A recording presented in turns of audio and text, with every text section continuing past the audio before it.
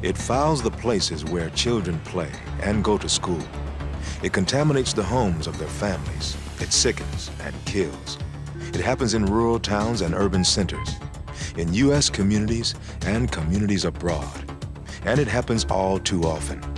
The poisoning of the air and water, the dumping of toxic waste, the siting of hazardous industries in communities where people of color reside. It has a name. The name is environmental racism, and it's spurred a movement for environmental justice.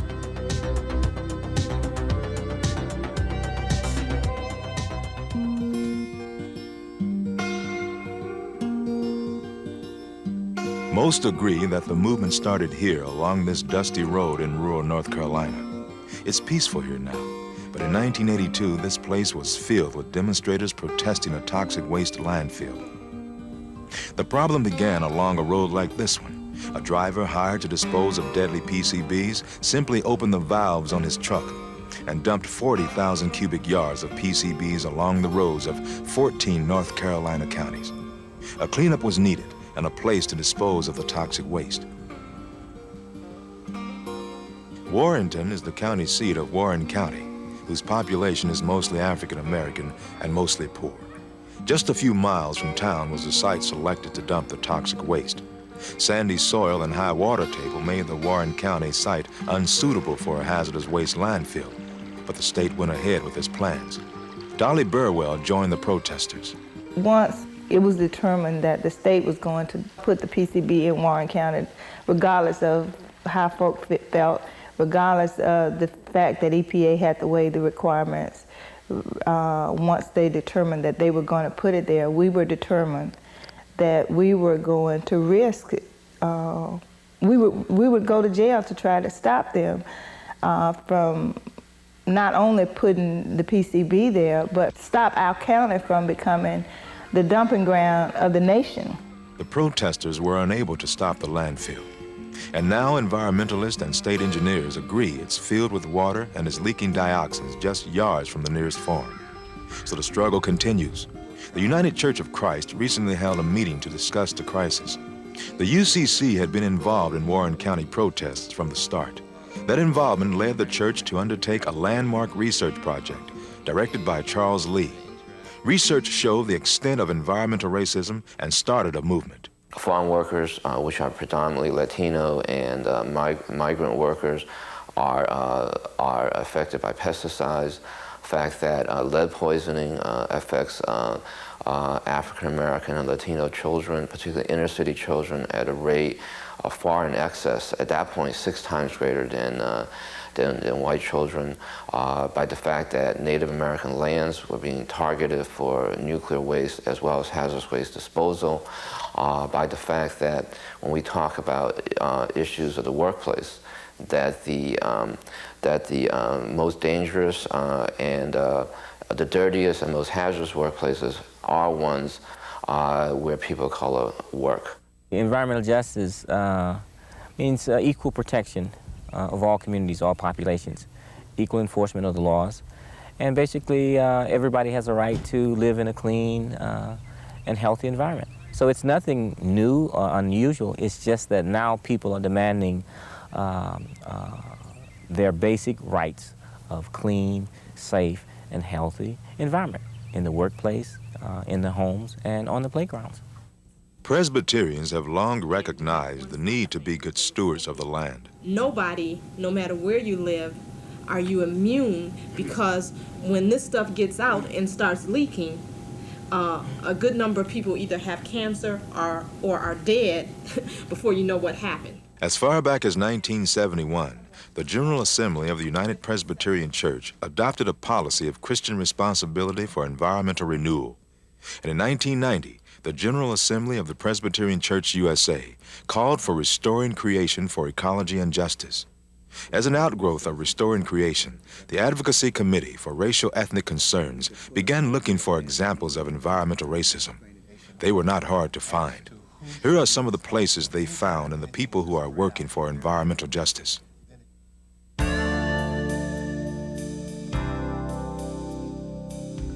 San Diego's shining waters, picturesque harbors, clear blue skies, and perfect climate.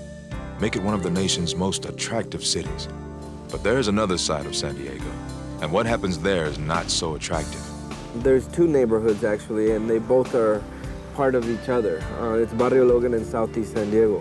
One is predominantly Latino and the other one is predominantly African American. But those two neighborhoods are the only ones where you find the coexistence of heavy industry and residential. No other place in the county has that. Nowhere else in San Diego is this like this. You don't go to other places. Jose Bravo works with the Environmental Health Coalition. Part of his job is to alert people in the neighborhood to the dangers that exist just across the street. The consequences of a spill in that proximity could be devastating. In fact, they could be fatal for a lot of those people that lived along that fence line. There is no emergency plan, and if there is, the community is not aware of it. Even the Port of San Diego created health hazards for the community.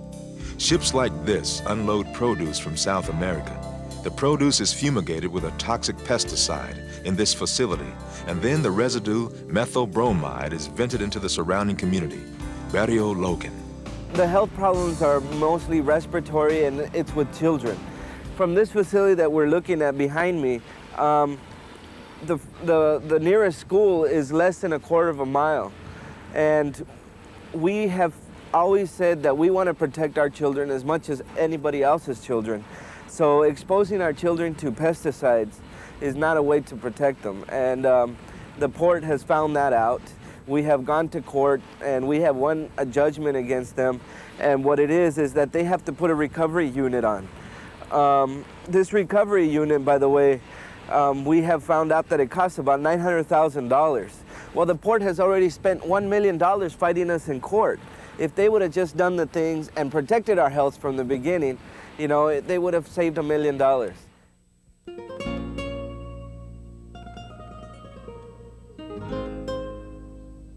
These are some of the infamous maquiladores, the international factories built in Mexico just beyond the U.S. border and just beyond the environmental protection of U.S. law.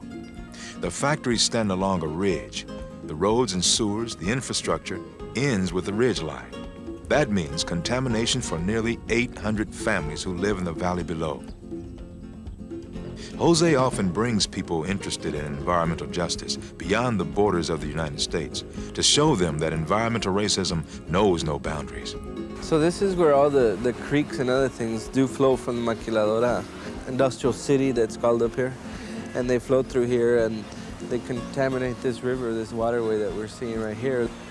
As you can see, children still play in this water, and it wouldn't be acceptable in the United States. I mean, 13 years ago, the community below the factories was part of an ecological reserve. That's when Maurelio Sanchez moved here. When the factories came, everything changed.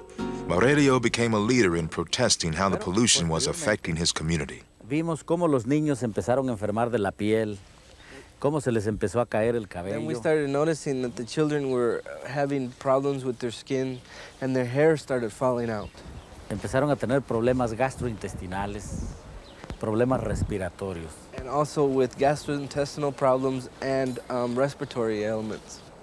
From 1990 to 1993, 12 infants died in this village, and 4 others were born seriously deformed. The people believe it's the result of the pollution. Hay 150 pozos artesianos donde nos surtíamos nosotros agua que están completamente cerrados. There's 150 wells where we used to get our drinking water from, and they are now all capped. En la actualidad, si tomamos agua de ahí, in all actuality, if we drink water from these wells now, we'll die. For 13 years, this lead smelter melted down car batteries to recover the lead. It's a toxic and dangerous industry. The same company that ran this smelter created 2 Superfund cleanup sites in the United States and then fled to Mexico. You know, this is just another example of industries that are pressured into complying in the United States and see that there's another avenue, and that avenue is to come south and cause devastation like what we see here. The plant is abandoned now, the result of a dispute between the owner of the dairy next door and the smelter. The smelter had agreed to pay for cows that died, but after 14 dead cows, he stopped the payments. dairy owner turned him in to authorities, but the plant was abandoned. There's been no cleanup. What's left is more than 30,000 metric tons of lead slag, a noxious brew of lead and other toxic chemicals which endanger the health of the people who still live nearby.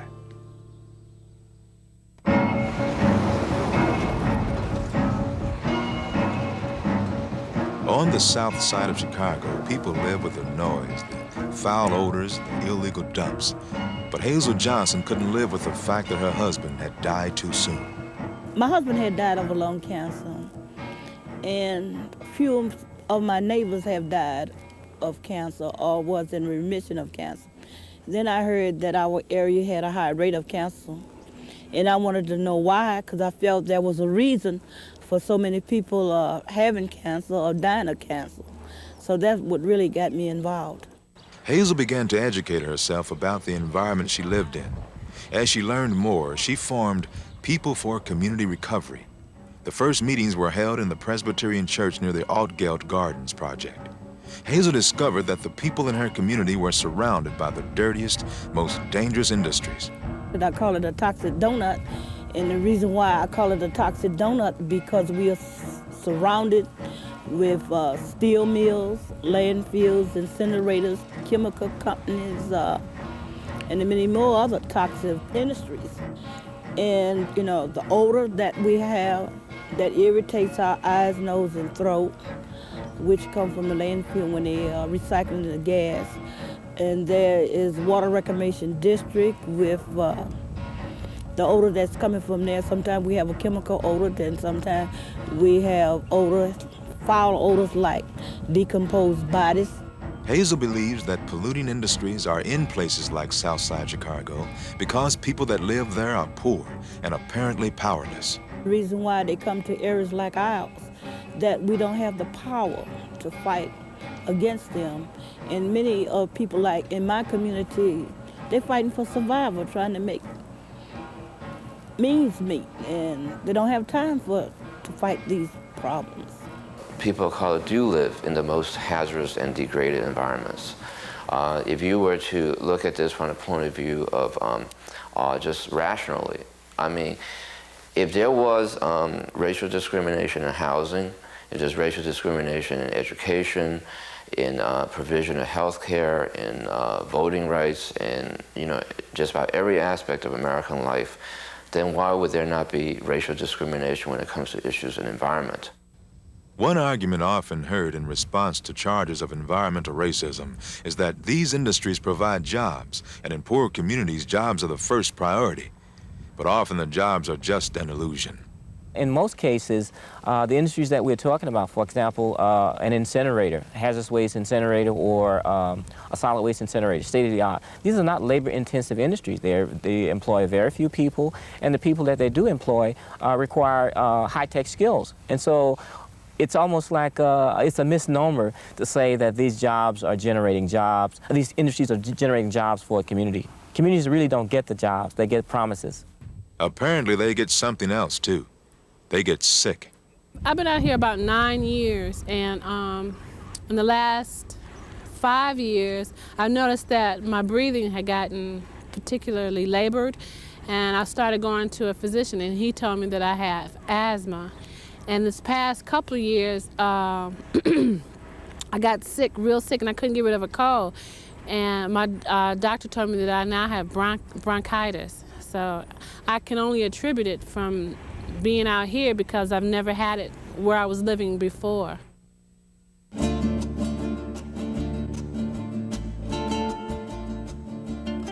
The Pajarito School is closed now, for sale.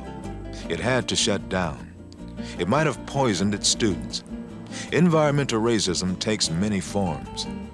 In the South Valley near Albuquerque, it showed up in the groundwater. It was built for about 300 students. They had about 600 students, so the septic tanks kept overflowing into the playground in the back. And so first they found fecal coliform bacteria in the playground back there, so they closed the school down for about a week. And they covered it up with dirt, put a fence around it. And then in May, it was the second day of school. I remember it was my daughter's second day of school in kindergarten. they found the fecal coliform bacteria in the drinking water, and they closed the school down for a number of weeks. Roberto Roybal and Penny Stapleton were leaders in the fight to protect the children. Their efforts went on for more than a year. So whenever it rained, it brought up whatever was already in the ground, even though it was a few inches below the ground. So the kids were playing out there, kids in the community that use it for Little League practice and stuff like that after school hours. Everybody was subject to getting contaminated. The people that live next to this sawmill near downtown Albuquerque also believes they are being contaminated by particles they say burn the leaves on trees and fall like snowflakes. Max Ramirez tells of a time when the head of the local environmental health agency came to see why people in the community were complaining. We were standing outside, and it was, coming down bad, and he was shaking his clothes off. And, after we got through, he said, well, it's not that bad. Shaking his clothes off because he was all full of sawdust. But, that's the way the city's been ever since we started. We can't get, very good actions. We've got good regulations, environmental regulations, I guess, all over the country. And, no enforcement. Studies show that Latino and Native American communities in the Southwest are the sites for many toxic industries and hazardous waste dumps. These communities also provide the people to work in the most dangerous areas of those industries. While jobs in these industries for people of color are often an illusion, environmental groups note that when the jobs are real, so are the health risks. Our people are used as an expendable workforce, that we can work in the most dangerous industries. Like at the laboratories, there was a report published by the Department of Energy that said that Chicanos and Native Americans are the most likely to be put in the most radioactive areas of the plant. Same thing with the high-tech electronics industries. You'll find that workers, mostly women of color, are being put in the production areas to work with very dangerous chemicals. In some cases, actually direct exposure, dipping their hands in these chemicals and living with the consequences of that. Maria Chavez has seen the effects firsthand, and it's turned her into an environmental activist. She once worked in this now abandoned high-tech plant. She was told nothing about the hazardous chemicals she handled every day. When Maria and many of her co-workers became sick, they sued. The factory simply closed and moved to another community. Now the grounds are contaminated to a depth of 90 feet. What we would like to know who's going to clean up that mess. Here is an empty factory sitting here on, I'd say, the land is no good to produce anything. See, they had 2 pits in there where they disposed of all the excess, all the dirty solvents, and they would dump them in there. And the head maintenance man had his desk next to this pit. The fumes from that would bubble up the paint from the desk, and he could just scrape it off with a scraper.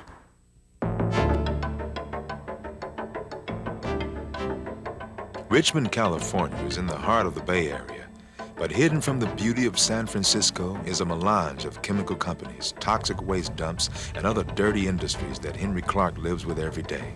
But as we see the plume coming from the incinerator here, as we see the plumes coming from the refinery here, those are deadly toxic chemicals. Dioxin, furan, benzene, toluene, you name it, a long list of other deadly toxic chemicals that will kill us. And we say that this is a modern day gas chamber here that we are in. There's over 350 companies within a very small geographic region that are producing toxics and dumping them into the air and into the water, onto the land. And the neighborhoods that are closest to those facilities and are most impacted are 70% people of color and at least 20 to 50% low-income people. So we showed that in this region of western Contra Costa County and Richmond that there is clear environmental racism occurring. Perhaps the most widespread chemical accident in U.S. history occurred here. A chemical tank car with a type of sulfuric acid blew its release valve and created a plume of noxious gas 17 miles long. 24,000 people went to the hospital. Still, many of the industries in Richmond argue that if you don't like living near a potential hazard, you should pick up and move. It's not really a viable alternative to say, well, if you don't like it, you can leave it and you can vote with your feet, particularly because of the society in which we live.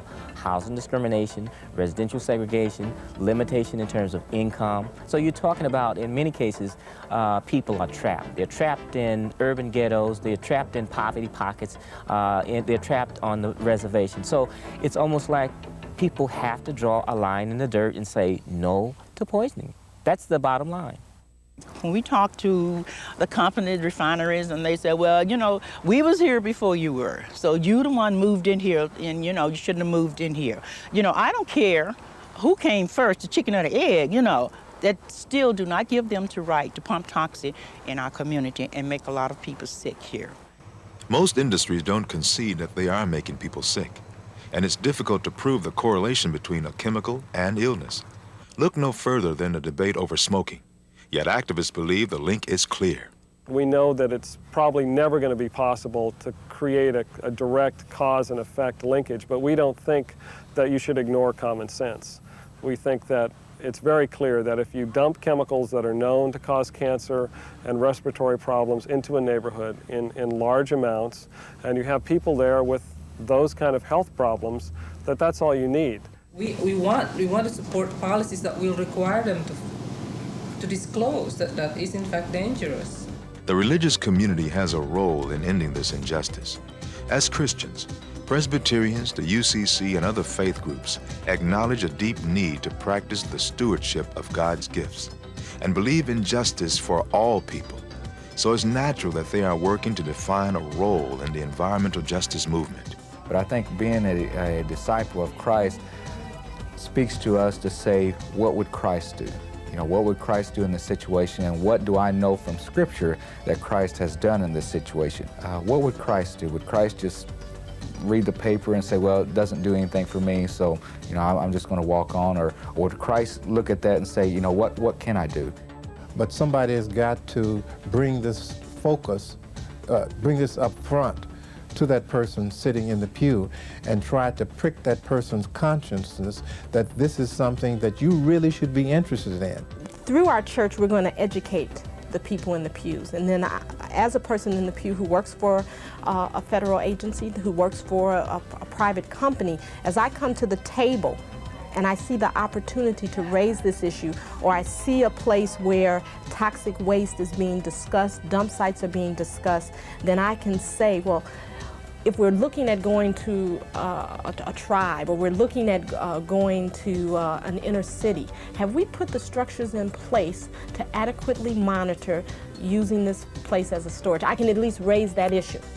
Ultimately, these environmental problems don't have any boundaries, and it doesn't recognize race or class or color, that ultimately they can affect everybody. And in a way, we're almost like the canaries in the mines, that right now what is happening to our people, we're seeing the results of industrialization for hundreds of years, and we're living with the consequences of it now, but ultimately everybody is going to pay the same price. No one wants their children to play under a cloud of toxic smoke. No one wants to live where the air is painful to breathe and the water dangerous to drink. No one wants a job that can make them sick. Yet people do live in these places and work in these jobs. The environmental justice movement wants unhealthy living conditions to end for all people. Our faith demands no less.